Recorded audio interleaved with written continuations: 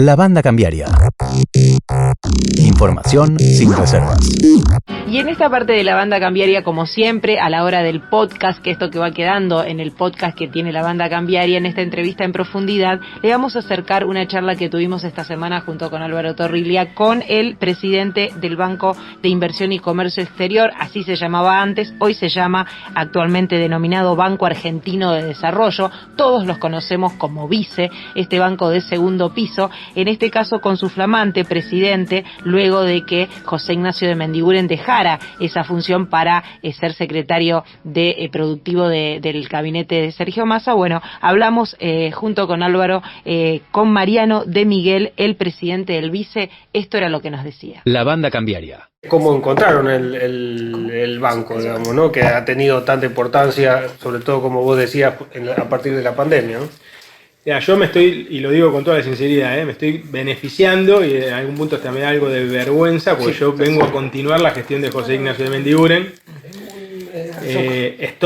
Diría, en la realidad, es decir, José Ignacio, si no se hubiera ido de secretario de producción en el marco del ministerio, del ministerio de Sergio Massa, él todavía sería el presidente del BICE y continuaría en la gestión con todo el directorio que venía hasta acá.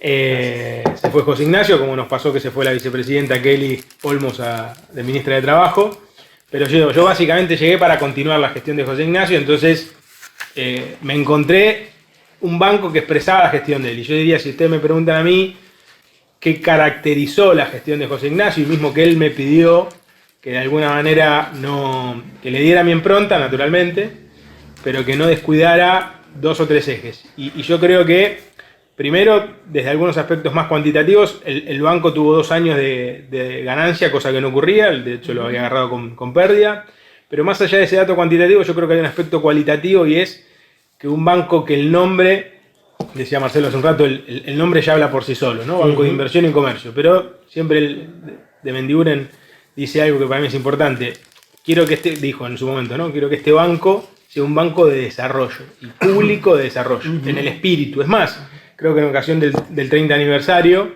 y lo señalo a Pablo porque fue protagonista de esto, porque tuvo un cambio de imagen el banco en ese sentido,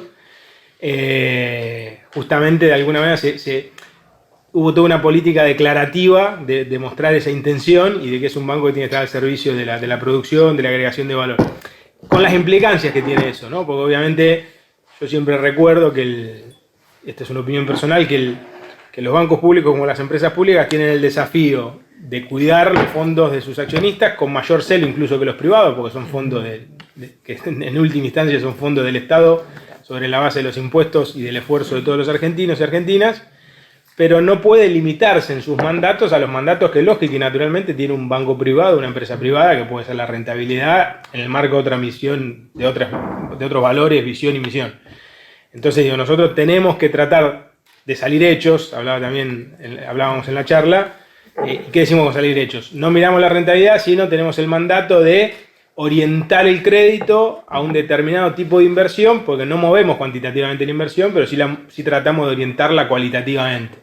Nosotros no movemos la dinámica del comercio exterior, pero sí podemos tratar de orientar nuestras posibilidades de financiamiento a tratar de apoyar a aquellas empresas que tienen mayor potencial de internacionalización, privilegiando dentro de eso las pequeñas y medianas empresas, porque obviamente esto también hay que recordarlo, y este es otro aspecto que vos me decías, ¿cómo encontraste el banco? Bueno, me encontré un banco que tenía muy claro que tiene que tender cada vez más a financiar a las pymes. Corríjame, pero los datos de la relación con la provincia son muy elocuentes, se está duplicando este año con respecto al año pasado el nivel de desembolsos, creo que en la última década, grosso modo, nos relacionamos con cerca de 500 empresas, pero al mismo tiempo dentro de eso creo que más del 90% son pequeñas y medianas, porque el otro punto que siempre el actual secretario señalaba, y con ese banco me encontré, es tenemos que ser un banco que, a diferencia de los otros, sin criticar al resto de los bancos privados, y quizás a veces también algún público por sus necesidades,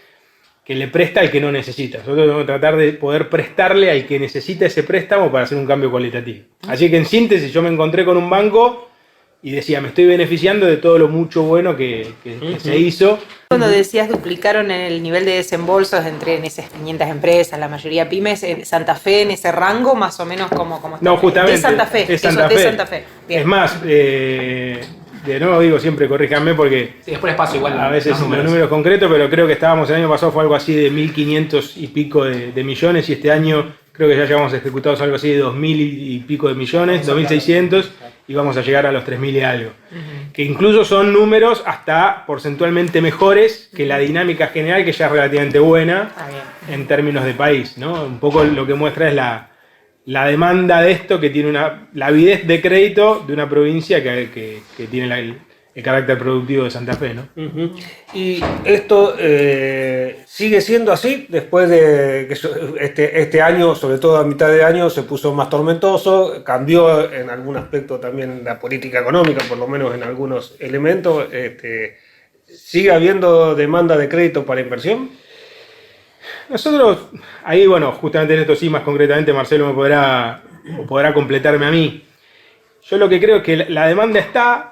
Es decir, si uno tiene una mirada más de mediano y largo plazo, me salgo un poquito del banco, lo que está claro, la evidencia para mí está muy claro, que cuando uno ve acá en Argentina, en el mundo, en general la inversión de largo plazo se financia con fondos propios. Cuando uno mira lo que en general hace la banca, incluso de desarrollo, que mueve más o menos el 10% de las inversiones globales, es modificar los aspectos cualitativos y sobre todo orientar parte de la inversión.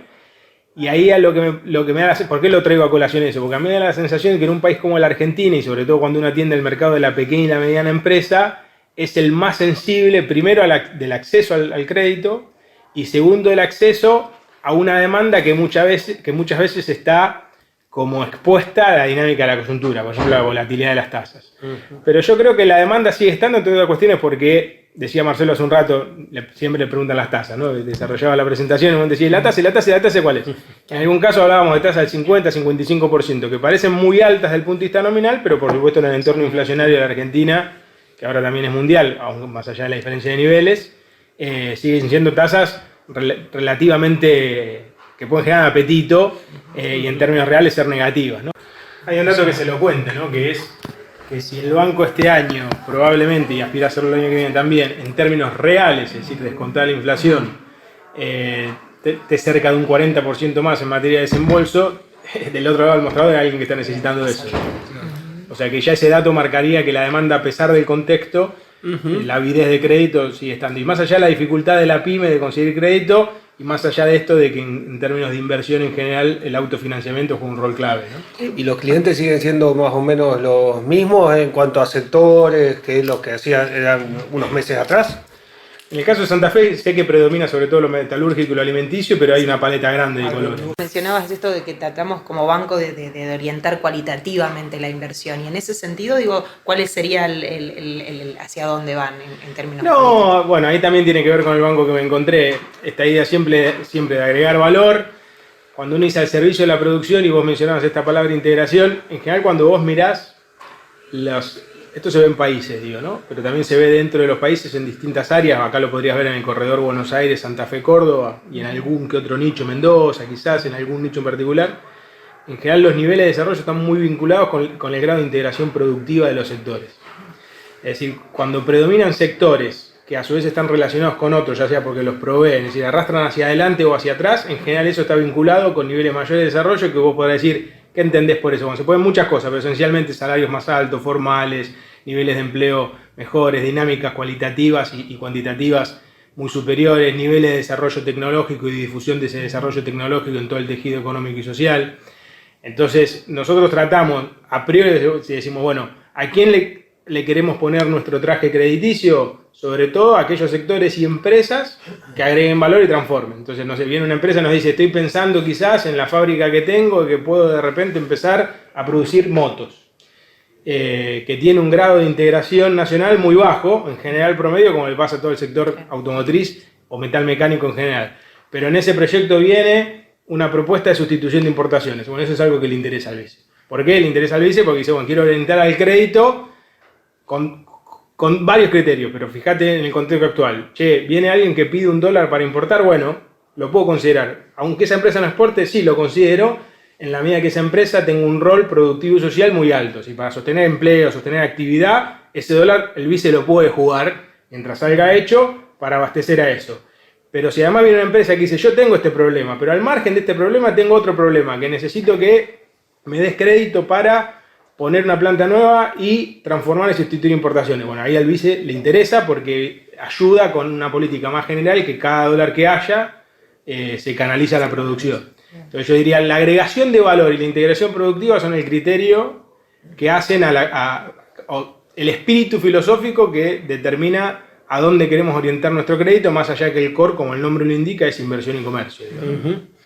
Lo que vimos en los últimos, digamos, anuncios de créditos que han hecho con empresas de Santa Fe es que están avanzando, vos me corregirás si no es así, también en todo el ciclo del negocio. Hay empresas que, por ejemplo, hicieron una operación de una empresa que hace poco creo que fue a Dubái y digamos, le pudieron atar también con la contraparte, resolver un problema, digamos, de financiamiento.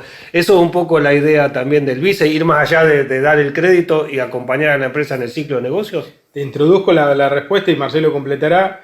En el momento de la presentación, creo que él o no sé quién decía, nosotros no tenemos el espíritu de calificar a la manera del banco tradicional. Lo que miramos son proyectos. Y entonces esa mirada de proyecto ya nos pone desde otro lugar donde es natural que ahí lo que miremos en ese proyecto es tratar de ayudar en todos los escollos que pueda tener en el camino crítico para resolver ese proyecto, ¿no? Entonces, puesto sumando que en un contexto que la Argentina suele tener problemas de restricción externa de divisas, ahí yo creo que el valor del título comercio y en particular exportaciones es clave, porque todo lo que el vice puede hacer para ayudar a que las empresas entren en el mercado mundial o si ya están se consoliden en materia de exportación, es una ayuda para esa empresa en términos obviamente de agregación de valor de empleo, pero para la macro en general, porque consigue dólares que necesitamos después para financiar la producción.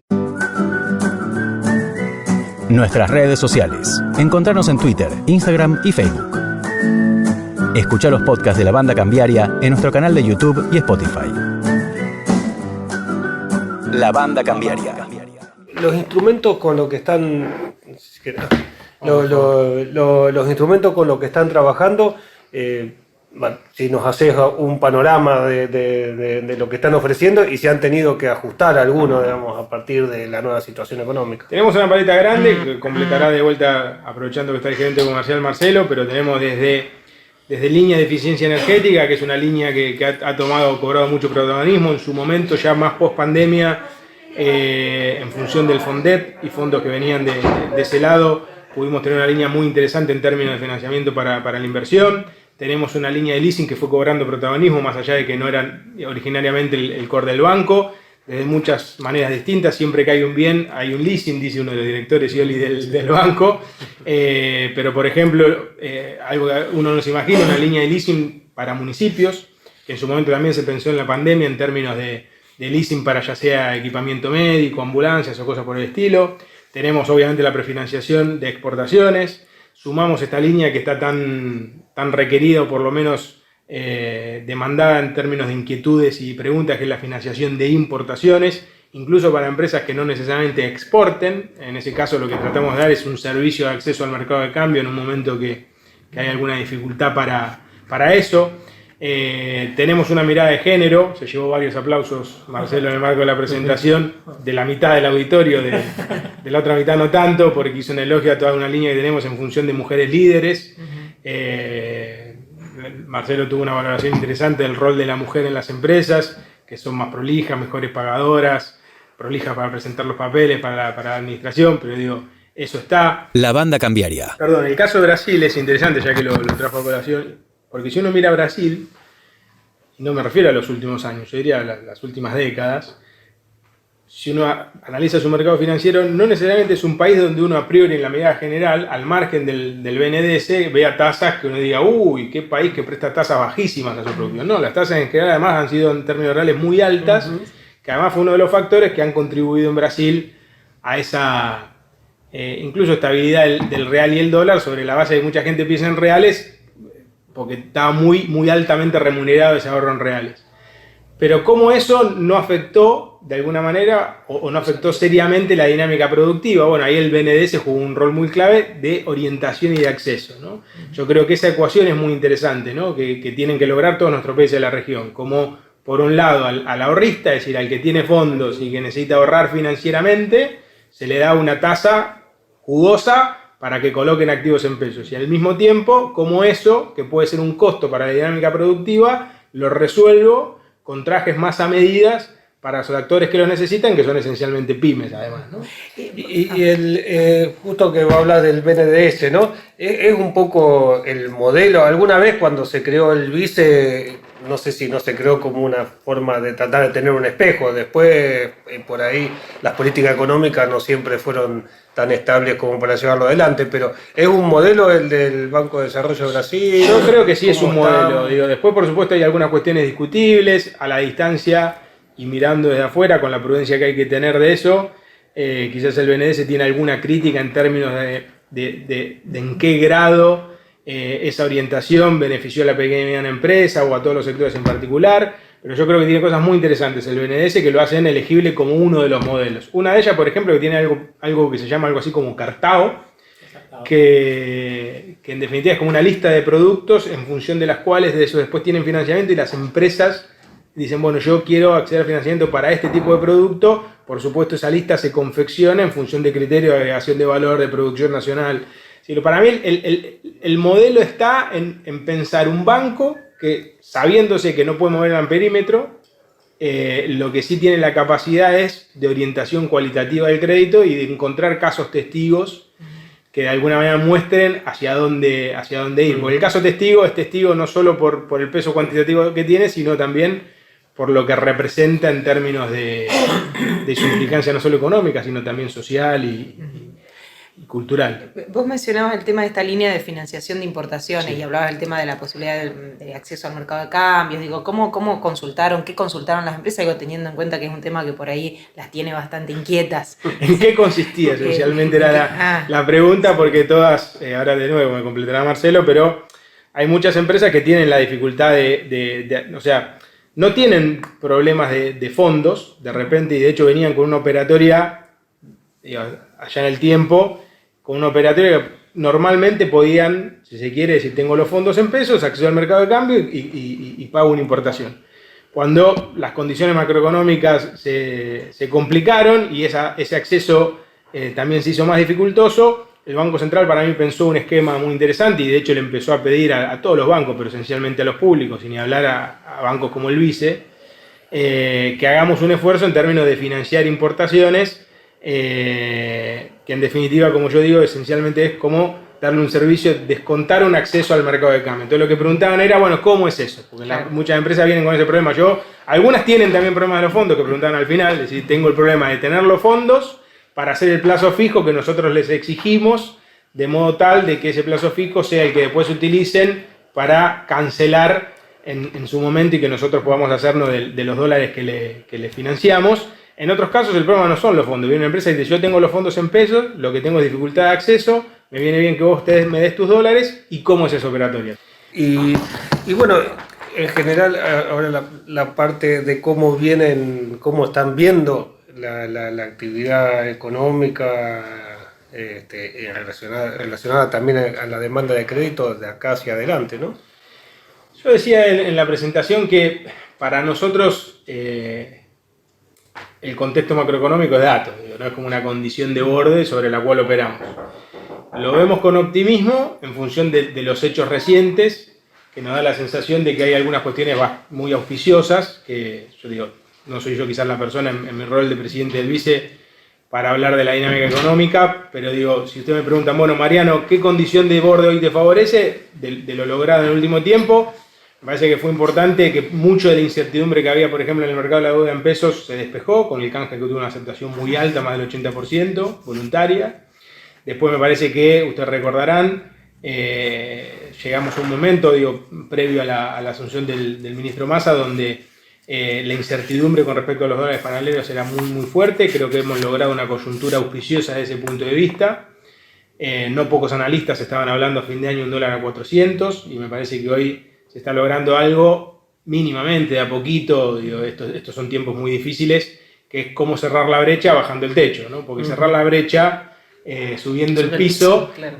No es fácil, pero en última instancia es bastante más fácil que cerrar la brecha bajando el techo, que creo que la estrategia de estas últimas semanas que se fue logrando. Creo que eso ya genera todo un circuito muy virtuoso, porque en la medida que esa brecha empieza a bajar y sobre todo en la medida de que esa incertidumbre también se va despejando y que mejora la expectativa sobre los dólares a futuros, no digo que empiece a aparecer ya oferta de dólares, que quizás es el gran desafío financiera, pero ya empieza a ayudar a que evidentemente el Banco Central pueda recomponer reservas internacionales.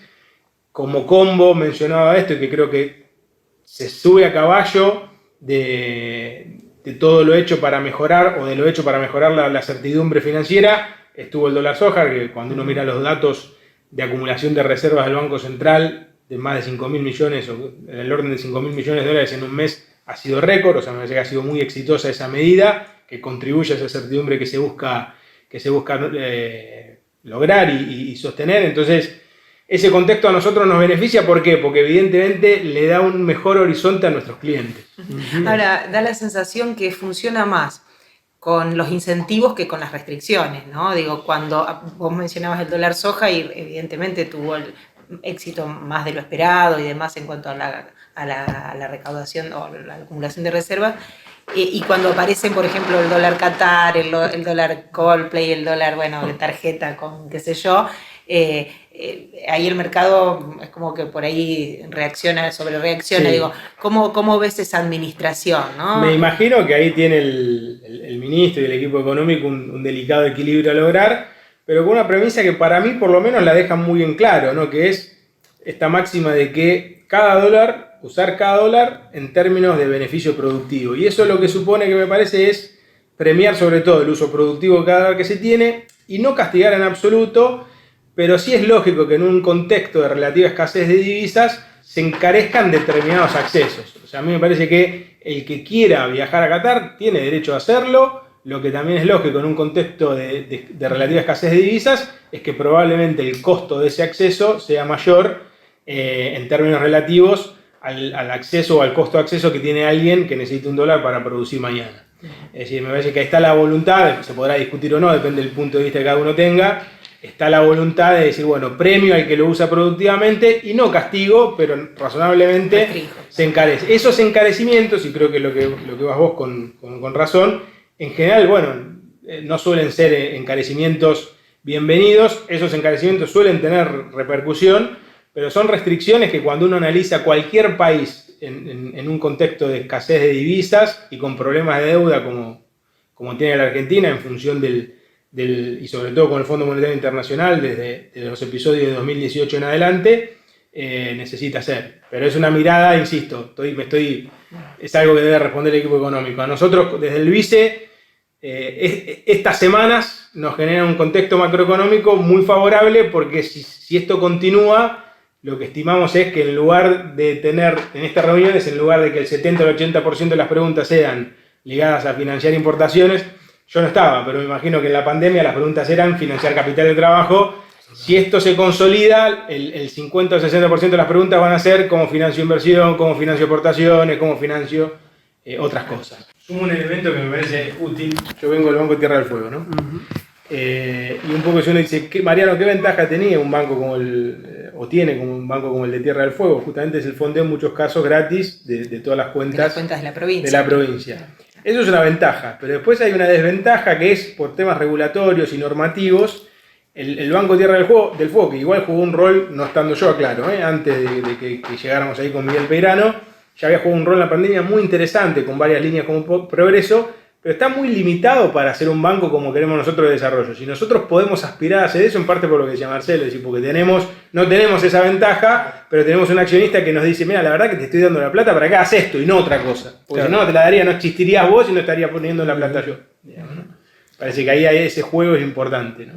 Y tienen posibilidad una pregunta muy ignorante, pero de canalizar, por ejemplo, pienso en el dólar soja, digamos, que deja al sector productivo agropecuario con una liquidez en pesos bastante importante, teniendo en cuenta que además el vice orienta inversiones orientadas a la exportación, o sea que en el final del camino consiguen dólares, de movilizar, por ejemplo, esos fondos, o de captar parte de ese exceso de liquidez para convertirlo en crédito. Nosotros no, porque nosotros trabajamos, de hecho, bueno, recordamos hoy, el origen del BIS es un banco de segundo piso, es el que presta a otros bancos, claro. Después fue sumando empresas, pero nosotros ahí también tenemos ventaja o desventaja. Tenemos esa desventaja, la ventaja es que también nosotros en algunos casos no tenemos que hacer la evaluación crediticia que de repente hace, o el tipo de evaluación crediticia que hace un banco comercial sobre alguno de los clientes que tiene, o en función de los fondos que recibe. Pero nosotros, como desventaja, no captamos esos fondos, ¿no? Y acá, bueno, como para ir cerrando, en la provincia de Santa Fe, ¿están viendo algún sector en particular dentro de lo que estuvimos hablando, digamos, de todos los sectores que son característicos de la provincia y a los que le presta el banco, pero que ahora le esté despuntando como de mayor interés? Acá en la provincia, por ejemplo, hay mucho relacionado con ciencia y tecnología. Sí, software y todo eso. Eso sin duda, y yo creo que un poco lo que está muy claro en Santa Fe, y ahí expresa de nuevo su carácter productivo e industrial, productivo en general e industrial en particular, es una provincia que late la industria y la agroindustria, digo, ¿no? De hecho, es algo interesante el contexto macro, porque antes hablábamos de ese contexto macro que lo estábamos viendo favorable de lo macrofinanciero, que no venía tan así, pero que la verdad que viene, o sea, que es muy favorable desde lo macroproductivo, por lo menos hasta ahora, ¿no? De hecho, había varias expectativas de que la economía a esta instancia estuviera bastante más frenada, y cuando uno mira datos de industria, mira datos de actividad, mira datos de generación de empleo, en términos relativos incluso a la pandemia, la economía argentina en términos reales se está moviendo a un ritmo muy interesante. Por supuesto, de cara al año que viene y en el contexto macroeconómico que estamos y del ordenamiento de las variables macroeconómicas, puede haber alguna, no digo desaceleración, pero todavía no ocurrió, digo, ¿no? Y dentro de esa dinámica económica, la industrial es el sector estrella, y una provincia como Santa Fe destaca por eso, es decir, porque es una provincia donde destaca la industria, donde destaca la agroindustria, y además de esos sectores que quizás no tanto cuantitativamente, pero sí desde el punto de vista cualitativo también mueven el amperímetro, ¿no? Justo te iba, y ahora sí cierro en serio, pero a preguntar sobre eso que decís, porque es algo que nosotros particularmente vemos siempre, digamos. Hay dos mundos, digamos, pareciera. Hay un mundo que todo parece que va a estallar mañana, y está este ritmo de actividad que la verdad hace bastante tiempo que no se ve. Mira, este último año y medio eso se ha dado, digamos, ¿no? No sé si lo escucharon. Eso lo vemos todos los días. De Mendiguren siempre dice algo que a veces hasta se lo interpretaba mal, porque se lo interpreta como una discriminación a Capital Federal, y no es así, pero el vasco dice algo, dice: están los que miran el cartel de la City, claro, y están los que salen al interior. Si vos mirás el cartel de la City y ves el valor del dólar, ves una economía que también es real, es el aspecto financiero de una economía real, que es tan importante que te condiciona todo lo demás, como hablábamos antes. Pero cuando vos salís, es más, uno podría pensarlo por las cuestiones obvias. Si no tuvieras una economía que se mueve, como la Argentina, cuando crece importa mucho, en parte por la desintegración productiva, y esta faceta desarrollista de Elías Sosa y compañía, ¿no? Por la desintegración productiva que tiene, y que se acentuó sobre todo, yo diría, a mediados de los 70 en adelante y mucho en los 90, cuando crece importa. Si vos no tuvieras una economía que se mueve, no habría gente preguntándonos a nosotros cómo le damos dólares para importar. Claro. Es decir, cuando la economía no se mueve, no hay demanda importadora, vida de producción. En todo caso, vos te puedes tener una economía que no se mueve, estable financieramente, y te piden dólares, o todos queremos dólares para ir afuera. Sí, son las tensiones del crecimiento que le dices. Claro, como pasaba en los 90, que vos tenías gente al que le iba bien, por supuesto, uno a uno, querían dólares, pero de repente para irse viaja afuera con todo el derecho del mundo. Pero no tenías tanta demanda para producción, en función de que la economía, sobre todo en 99, 2000 y 2001, tuvo 36 meses seguidos de recesión. O sea, un indicador que la economía late es que te demandan importaciones. Sí. Pero bueno, la pregunta es: ¿cómo logramos? Supongo que es lo que está trabajando el equipo económico, y de ahí la máxima, que cada dólar se use especialmente para la producción. ¿Cómo logramos que esa restricción de dólares que tiene la Argentina tenga el menor costo posible en materia de esta actividad productiva que ven todos los que salen de la General Paz? Y hemos llegado, Álvaro, al fin de la banda cambiaria. Esta semana abultadísimo, has tenido muchísima información. Esperamos a todos los oyentes que hayan podido disfrutar juntos con nosotros de lo que es el repaso de la actividad económica, del pulso de lo que pasa en el país, en la región, en el mundo también, porque hablamos muchísimo hoy de todo lo que tiene que ver a nivel internacional, a la espera de qué va a ocurrir fundamentalmente con la economía argentina, con los precios y con los salarios. Son tiempos de definiciones. El ministro Sergio Massa va avanzando con su política económica paso a paso, con distintas negociaciones con los sectores empresarios, y también son tiempos para mirar el mundo, donde está muy complicada también la situación, a juzgar por lo que han dicho esta semana los principales referentes del FMI y del Banco Mundial. Así termina la banda cambiaria. Los esperamos la próxima semana aquí, como siempre, en FM Meridiano 107.1. A todos ustedes, un excelente fin de semana. La banda cambiaria. La banda cambiaria. Un informe semanal de economía local, nacional e internacional. La banda cambiaria.